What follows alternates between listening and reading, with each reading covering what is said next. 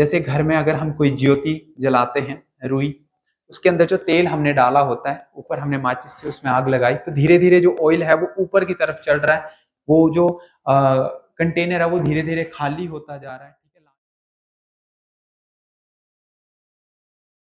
जय हिंद, welcome back to Vijaypath education. एक बार फिर से मैकेनिक्स के इस पार्ट में आप सभी का हार्दिक स्वागत है।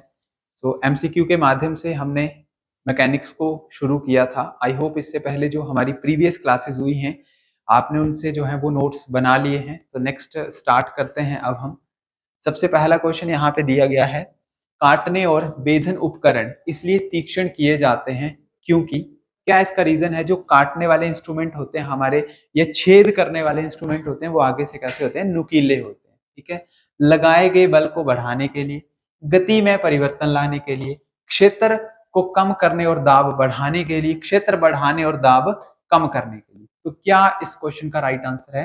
देखिए, जो भी काटने वाली चीजें हैं, ठीक है, जैसे कटर आते हैं या फिर हमारे पास आजकल ड्रिल मशीनें आ रही हैं, तो क्या काम करती हैं? वो दाब, वो प्रेशर को बढ़ाती है। एक जगह पे प्रेशर को क्या करती है? बढ़ाती रहती है। जैसे कोई चीज कर रहे हैं, किसी नुकीली चीज से अगर उसको कट कट कट अगर हम कर रहे हैं तो वहां पे छेद जो है वो पड़ जाता है। इसका मतलब क्षेत्र को कम करना और प्रेशर को बढ़ाना। तो ऑप्शन सी सही आंसर है। अगला, उच्च पहाड़ों के शीर्ष पर वायुमंडलीय दाब जो है वो कैसा होता है? अगर पहाड़ों के टॉप पर अगर आप चले जाएं तो वायुमंडलीय दाब जो आपका एटमॉस्फेरिक प्रेशर वो धीरे धीरे क्या होता जाता है?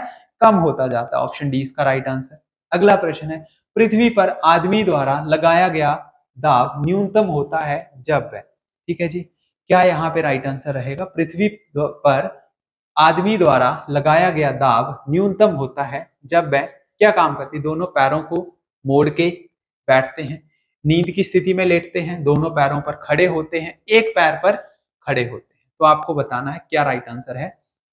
तो जब व्यक्ति जो है वो पूरी तरह से लेटा हुआ होता है, नींद की स्थिति में होता है, तो उस केस में पृथ्वी पर जो दाब लगाया जाता है वो सबसे नॉर्मल होता है, सबसे न्यूट्रल वैल्यू, न्यूनतम वैल्यू जो है वो वही होती है, लीस्ट वैल्यू। ऑप्शन बी सही आंसर है। अगला प्रश्न है, इकाई सतह क्षेत्रफल के लंबवत लगने वाला बल निम्नलिखित में से किसे परिभाषित करता है? किसे परिभाषित करता है आपको बताना है। तो राइट आंसर इसका क्या रहेगा? जो एक सतह पर क्षेत्रफल पर लंबवत लगने वाला जो बल है, अगर मैं किसी एक कील को क्या कर रहा हूं, किसी हथौड़े से पीट रहा हूं, किसी कील को किसी हथौड़े से अगर मैं पीट रहा हूं, तो उसको हम किससे मेजर करते हैं? प्रेशर से मेजर करते हैं, दाब से। ठीक है जी। अगला क्वेश्चन है, यदि वायुमंडलीय दाब पारे के 76 सेंटीमीटर सामान्य तापमान पर कम हो तो पानी जो है वो कितने तापमान पर उबलेगा? तो आपको बताना है, यानी कि वायुमंडलीय दाब जो है वो हमारा क्या है? कम है। एटमॉस्फेरिक प्रेशर जो है वो क्या है? कम है। तो उससे क्या होगा? उससे जो टेम्परेचर है, यानी कि उबलने का तापमान है, वो 100 से क्या हो जाएगा? कम हो जाएगा, 100 डिग्री से कम हो जाएगा। अगला क्वेश्चन है, निम्नलिखित में से कौन सा समीकरण भौतिक में दाब को दर्शाता है? यानी कि प्रेशर को कौन सी चीज जो है वो यहाँ पे बताई जाती है, प्रेशर का फॉर्मूला आपको बताना है। तो सबसे पहला, द्रव्यमान को बटा किया गया है त्वरण से, फिर है बल डिवाइड बाय क्षेत्रफल, द्रव्यमान को मल्टीपल किया गया त्वरण से, या फिर बल को मल्टीप्लाई कर रहे हैं हम किससे? क्षेत्रफल से। तो राइट आंसर इसका क्या रहेगा कि दाब को, प्रेशर को हम किससे मेजर करते हैं? फोर्स अपॉन एरिया से। ठीक है जी, किससे मेजर करते हैं? फोर्स अपॉन एरिया से, एफ अपॉन ए। तो ऑप्शन बी जो है उसका राइट आंसर रहेगा। अगला प्रश्न है, बैरोमीटर का इस्तेमाल निम्नलिखित में से किसे मापने के लिए किया जाता है? तो बैरोमीटर, बैरोमीटर का हम यूज करते हैं एटमॉस्फेरिक प्रेशर को मेजर करने के लिए, यानी कि वायुमंडलीय दाब को इससे जो है वो मेजर किया जाता है। और इसमें जो है वो पारा मुख्य रूप से भरा होता है। ऑप्शन बी इसका राइट आंसर रहेगा। अगला क्वेश्चन है कि जो दाब का मान प्राप्त करने के लिए, अगर हमें प्रेशर का, दाब का अगर मान प्राप्त करना है, तो आप द्रव में प्रणोद को किससे विभाजित कर सकते हैं? ये आपको यहाँ पे बताना है कि आप किससे उसको जो है वो डिवाइड करेंगे, आयतन से, उसके क्षेत्रफल से, या फिर घनत्व से, या द्रव्यमान से। तो अभी मैंने आपको क्या बताया था, अगर आपको प्रेशर का फॉर्मूला पता है तो फोर्स अपॉन एरिया, प्रणोद का मतलब क्या होता है? थ्रस्ट। थ्रस्ट को हम एक तरीके से फोर्स बोल सकते हैं, तो अपॉन एरिया किया जाता है, क्षेत्रफल हम उसको बोलते हैं। ऑप्शन बी सही आंसर है।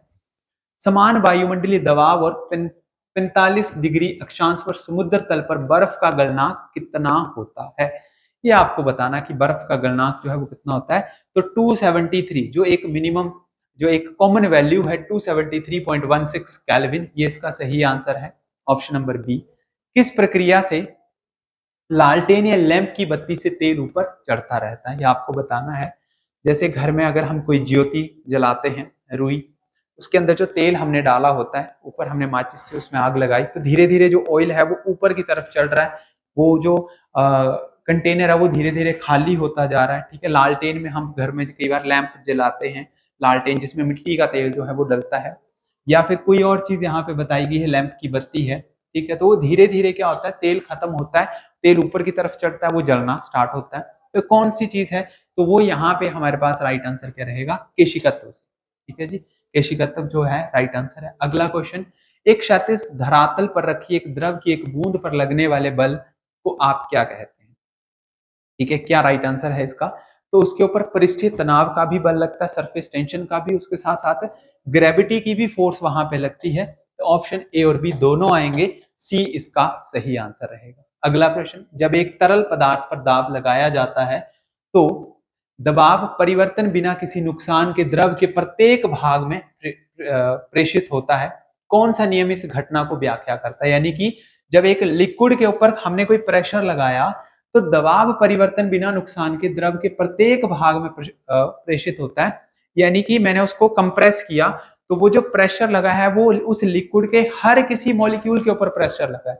उस लो को हम क्या बोलते हैं, उस लो को, यहाँ पे ऑप्शन दिए गए, काफी इंपॉर्टेंट सेक्शन ये आपकी क्लास में पूछा जाता है। हुक्स का लो है, बर्नौली का लो है, एवोगैड्रो का है, या फिर आपके पास पास्कल का लो यहाँ पे रहता है। तो आपको बताना है कौन सा लो जो है वो यहाँ पे राइट आंसर की फॉर्म में जो है वो रहेगा। ठीक है जी, तो उसको हम क्या बोलते हैं, उसको बोला जाता है पास्कल लो। ठीक है जी, क्या बोलते हैं हम उसको, पास्कल लो।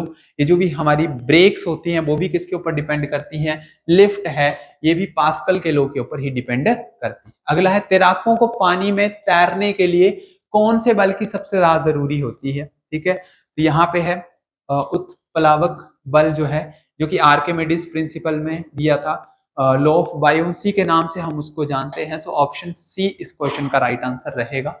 अगला है, समतल सतह पर गिराए जाने वाले जल की बूंदें हमेशा गोल आकार पर क्यों होती हैं।